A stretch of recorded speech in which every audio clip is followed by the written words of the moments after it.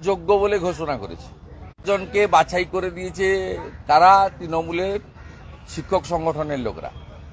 এই যে আপনার কাদাপাড়াতে যে তৃণমূলের অফিস আছে, 3 দিন ধরে ওখান থেকে পাস ইস্যু করা, এবং একটু পরে দেখবেন এখানে সুবোধ সরকার বক্তৃতা করবে, আবুল বাসার বক্তৃতা করবে, একজন ভিসি বক্তৃতা করবে, তারপরে উনি বলবেন যে আমি আপনাদের সঙ্গে আছি। এই তালিকাটা সুপ্রিম কোর্টে দিয়ে দিলেই তো পারতেন যে 7,000 এই 7,000 বৈধ।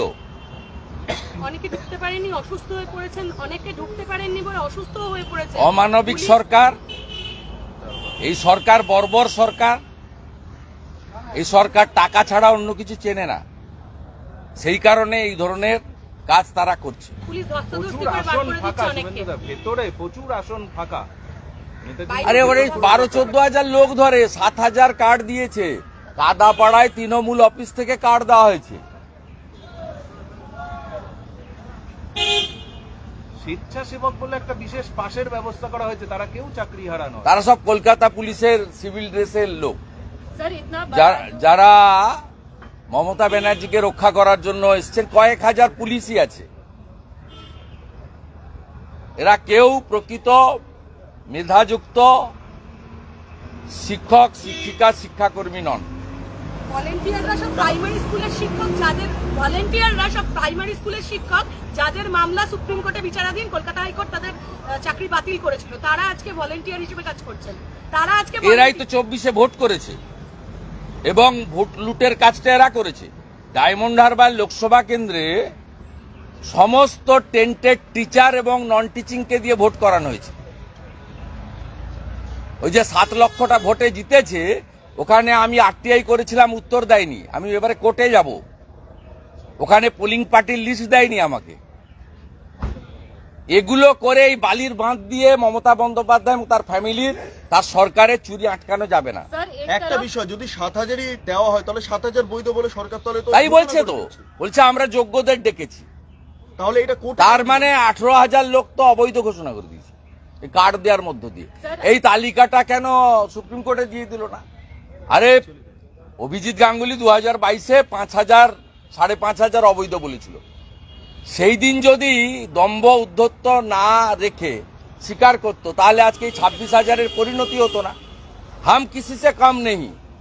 আমি সংবিধান, আমি জুডিশিয়ারি, আমি সব, আমি এই রাজ্যে আমি সব। আমি খেলোয়াড়, আমি কবি, আমি ডাক্তার, আমি লেখক, আমি মুখ্যমন্ত্রী, আমি চিফ জাস্টিস, আমি বিধানসভার স্পিকার, আমি সংবিধান।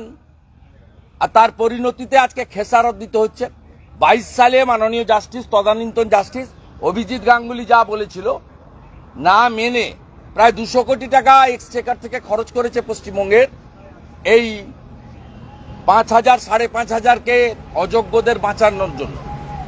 যেহেতু তাদের জন্য টাকা উঠেছে, সেই টাকা ভাইপো তুলেছে। ও সেটা বলে দিয়েছে সুজয় কৃষ্ণ ভদ্র, যিনি লিপস অ্যান্ড বাউন্সের ম্যানেজিং ডাইরেক্টর।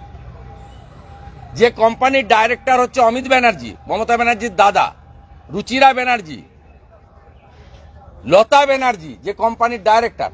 73 মিনিটের ভয়েস রেকর্ডে 73 বার অভিষেক ব্যানার্জি বলেছে। तो परिष्कार सर सीएम अंदर मीटिंग कर रही है और बाहर सीएम नहीं, टीएमसी का leader.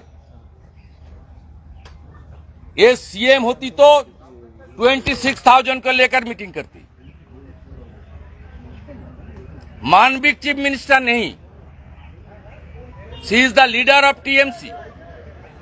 She issued past against 7,000 person.